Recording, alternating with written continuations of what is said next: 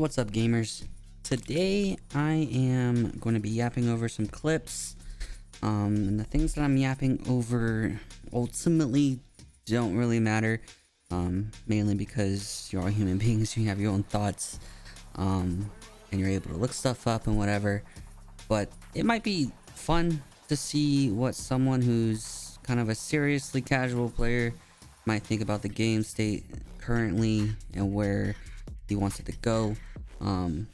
Generally I kind of stay out of the wild discourse and try to experience things on my own, basically by reading the patch notes, playing the actual game, reading the talent trees and all that jazz, actually playing the game, which is real fun. But anyway, let's get into it. First, I've been hearing a lot recently of people just losing the drive to play the game during this throwaway season, which makes sense, but it really sucks. I have so much fun playing this game even now, but mainly if I'm with friends or if I'm already on a geared character. The issues with that is that my friends all seem to be burnt out as well on the season, and the geared character doesn't really have anything in the push because pugging isn't fun.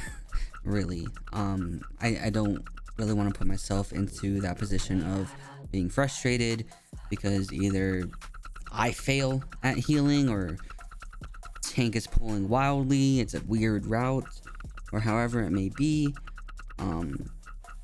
or DPS aren't pressing their defensives. I just really don't want to be frustrated, so I tend, if I'm pugging, I do like the bare minimum. I do 8s, I do 10s, I don't really go anything further than that. So I stay with friends, with a group that knows what they're doing.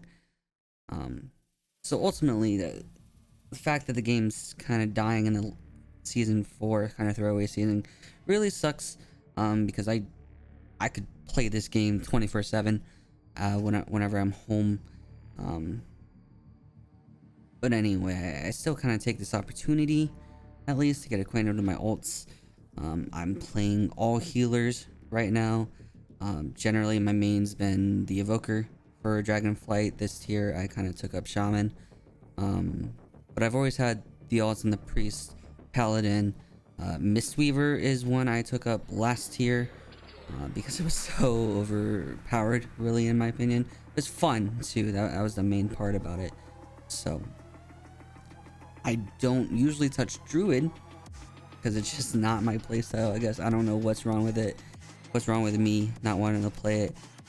But this tier I've gotten that baby up to about 485 so far. So I'm trying to, learn everything I can, trying to make some decisions going into the next expansion on what I really want to play as. I was really hoping Evoker would strike my interest again, but if we had to pick today, right now, I would probably still be on my Shaman.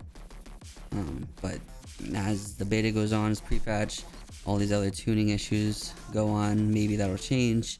Hopefully I end up going back to the Evoker, because like I said, that's what I always wanted. Whenever Dragonflight came out, it was the funnest thing to me in seasons 1, 2, and 3, really. So I'm really hoping for the next expansion to bring back the drive of my friends to play again. I'm hoping I can really convince them just to push, because I really want to be on the top end of all healers, top ends of teams. Kind of make a name for ourselves, at least in our server, Area 52, And I'm really hoping the tier 1 of the War Within brings back the Feely Think Craft, as far as talents goes, as far as the classes goes. When season 1 of Dragonflight hit, that was my most wanted thing to do, especially with the brand new Evoker class, with the preservation, all those talents, and learning a new class, learning how to play it better, getting those small min-maxing things out of it. But really, I just want the next expansion to start as phenomenal as Dragonflight did for me, and then remain great for the entire next cycle, because I really want to grow with this game a little bit, as much as the game can grow at this point, 25, 26, whatever odd years. in. It's a real fun game for me, so I really want to stick with it, and I really hope the next expansion brings people back, and the next cycle that they have with the 3 new expansions, they continue to grow within their own community. And kind of bouncing on to what they did with this expansion, kind of in these latter seasons here with the new Plunderstorm and the Pandemonium events that they did. There's a lot of doomers complaining about that stuff, which I just do not understand in the slightest. I thought that was really, really cool that they took time, they thought about doing other things, so that way we weren't just doing the same endless grind that we are still doing ultimately, but it gave us a different outlet to be able to go in. The Pandemonium thing specifically, it was super cool, a super crazy outlook on it, especially for people who haven't played that expansion. I started technically in Battle for Azeroth, kind of, but I didn't really start playing until like the end of Shadowlands. So being able to go back and really experience Pandaland, Mist of Pandaria, was really cool. Getting that, those transmogs, those items, mounts. I got one of those serpent mounts. It was all really, really super cool for someone who really didn't play it. And just in general, it was really cool that the devs understood that maybe they didn't have a whole lot of content to satisfy people at the end game, but they understood that they needed to work on the next expansion. So they decided to, make these different events, get people engaged, something that they're not just on that ending grudgingly grind 100% of the time. Get them to have some fun with it, even though there was a lot of people that ended up just not having fun, which was aggravating to hear about and read about, but it is what it is. People just want to min-max every single piece of the game, which, whatever, to each their own. But it was still ultimately a super fun idea, super fun portion of my life. I played probably 2-3 weeks in it and got kind of bored, but I got what I needed out of it, so that was pretty fun, honestly. And just the fact that it allowed them, or should have, I should say, allowed them to be able to focus on the next expansion. So I'm really, really hoping it starts out super good and just continues on that train for the next expansion, and it just stays positive on the outlook. And speaking of the new expansion, The War Within, trying to figure out what in the world I want to play has been supremely difficult. Initially, I was really hoping the Evoker would catch my eye again, and it really has. Flame Shaper and Chrono Warden are pretty cool talents, pretty cool abilities encapsulated in those hero talents. But I don't know, just the gameplay style I've been having to do with the Evoker hasn't really satisfied me as much as something like the Shaman has. Shaman's been real fun. The Evoker is just kind of lore oriented for me at the moment. So it's real sad, honestly, but I hope something catches my eye on it again and I go back to it. But ultimately, the season, specifically season 4, season 3, I played a lot with my Shaman and my Monk. And this season 4, I've been doing a lot of Holy Paladin. I played a little bit Disc Priest throughout the expansion, Dragonflight. So they're all pretty up there. They're all, I'm learning how to play them, and I haven't really looked too much into each of their hero talents, so I'm hoping they're pretty cool. And I'm hoping some of them will be fun to play, so I don't have to just be the same character. Hopefully I can just pick a super off meta pick and end up being really good at it. That's what I ultimately want. I don't like picking meta picks, so if there's something that's quote unquote bad I end up liking, that's honestly for the better for me. Druid, Resto Druid, I've been trying super hard to like it, but it's just not my game style, not my play style, and I can't with it. It's just not as fun for some reason. I don't know if it's the cat weaving, if it's just the preventative you know, maintenance abilities I have to keep up with, or whatever it may be, but it's just not for me.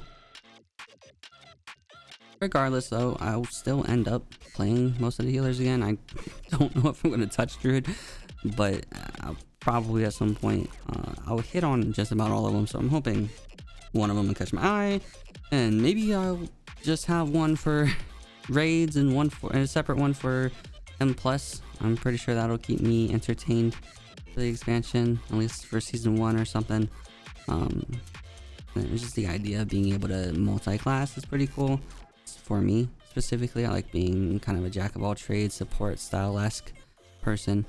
But you know, we'll see when it gets here. Hopefully a pre-patch comes in and one of them just catches my eye super fast, and then I can just continue on with it. So now that I've kind of talked about some positive aspects and trying to keeping a good and clear mind, I did want to kind of touch on some points of just aggravation for me here being in the season 4. I really want to play the game, or I want to play the game, doing whatever on alts, mains, or whatever it may be, but there's just some things that just get in the way of really playing alts, at least, aside from the fact that all my friends are just not playing, and it's gearing the alts. I know they introduced the whole flight stone, 350 flight stone for characters over 1,000 rating, that they're able to essentially buy gear for the alts to 493. But that is not enough in my eyes to be able to play as many alts as I do, at least. Maybe it's good for 2-3 ults, but I mean, I'm at what, 5-6 or something like that. And so the way that you upgrade from the 493 that you'll get from either your bullion items or champion level 1 gear is upgrading them with Drake crests at 15 per upgrade level, to get them up through level 4. And then from there on, you'll go to the worm crests. In order to get the Drake crests, you need to either kill a normal raid boss, which you can do the singular awakened raid once a week, and then you can full clear an M0 dungeon, and you get 10 per full clear, which is absurd to me. So you get 8 of those, and then you might get some more with the mega dungeon, the Galakrond's Fall mega dungeon, whatever in the world it is. I'm not quite sure, but I am so mentally blasted from that dungeon from last season that I won't even go in there. So I may make this whole argument null and void, but whatever. The normal, 3 bullion items, which you'll get 2 trinkets, you'll get a 2-hander, or it might be a 1-hander and offhand. You might also get 2 rings, a neck, the back, Sarkareth back. But generally, 3 almost all the time on every character. You'll get 3 bullion items. They start at the level 1 comparatively to the champion gear, so 493. Those and all the other champion level 1 gears, you need 45 Drake crests per to be able to upgrade them, to be able to have the ability to use worm crests to upgrade those. So just on those 3 items, which, like I said, that's on the low end of the bullion items, it's 135 worm crests, so that's 14 bosses / M0 full clears just on those 3, not to mention all of the other champion level 1 pieces that you get, champion level 2, 3 pieces that you get. That's gonna toss it out, which ultimately, if you're really bad luck, we average 2 upgrades on those low champion level gears.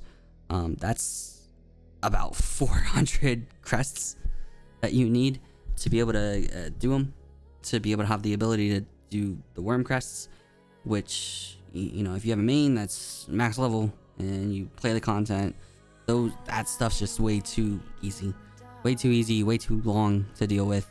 You get no progress essentially. So that's really that kind of barrier for me, and it's just so aggravating when I want to play all these different classes, but I can't at even a medium moderate level because I can't get invited to the 6s, the 8s, the 10s because I'm not the eye level, because I don't have the crests, or I don't get lucky on drops, which I feel, and I know this is tinfoil hat talk, but I on my alts I get negative luck, I feel. I run my Holy Paladin a lot and recently, and I did an entire normal and an entire heroic raid this week specifically, where I got one heroic piece, and then all the crests, which was good. You know, you run them understanding that you'll only get the crests, which is fine. But what really peeved me is at the end of my heroic run, well, we didn't finish, we didn't do Razageth, but on the pug Diurna that we did, we killed it. You know, I'm the healer, and really I'm low geared. I was like 490 or so on that, to be honest. I think, I don't know, but the ring dropped. I think it's the filial duty ring, but the Broodkeeper Diurna ring dropped. I rolled. I got ultimately second place on that roll to a Death Knight who had already bullioned both of those rings, both of the super rare rings. And the idea that someone that has the opportunity to get better stuff when I had season 3 stuff, it was frustrating. And, you know, it's the same argument for him. You know, he was, and I have a clip of it here coming up. And it's the same argument for him. He may be in the same kind of boat. He's not being able to get all the crests and whatnot. Yeah, this is the clip right here. It drops. I'm rolling. I get it, and then the DK gets it instead. So like I mean, he's probably in the same boat. So I don't fault him for getting it, but it's like in the same breath, it's like this isn't the only time that kind of thing has happened, where people have hero track gear, and then instead they roll on hero track gear that drops, and I'm either second or, you know, I'm not even close, and they end up getting it as having the same or better item, and it's just as absurd. It's absurd. Seeing stuff like that makes me not want to touch alts. There's just no, you know, there's no reason to. I'm looking at this and I'm losing my mind in here. But you know, you can't fault him. He's in the same predicament, most likely, even though he's 9, 8, 10, 6 eye levels ahead of me at that point. He just swapped for that specific boss. Just annoying. That's all it is. It's just annoying. But anyway, I hate to be doomer at the end there. But I think this kind of loot system sucks for people like me that are just trying to do alt stuff. But ultimately, you know, rolling, it gives that RNG where it's more or less fair, quote unquote, for everyone. So it's, you know, it's a mechanic they just gotta deal with. Which is why I like raiding instead with my guild, because we do loot council and it's stuff that actually makes sense, at least. But anyway, you know, like I said, I hate to be doomer there, but I hope my yapping to these clips kind of gave you a little bit of time to chill, think about some things. You know, maybe it's not always as bad as it seems. I know a lot of people complain about the weird stuff with the pandemonium and in the Plunder Storm. But I mean, ultimately, you know, as a casual player, which is the most of the fan base, from everything I've seen, at least, even myself, you know, I consider myself a seriously casual player. I play at the end, or you know, end game stuff, but I don't really look too much into a lot of it, other than how can I be better at this specific time with this specific rotation and all that. So anyway, I hope kind of open your mind a little bit there to be able to think that the devs aren't always stupid, they're not always bad. It's just we think of things and they think of things and blah blah blah blah blah. But thanks for making it to the end of this video if you did, and have a good day.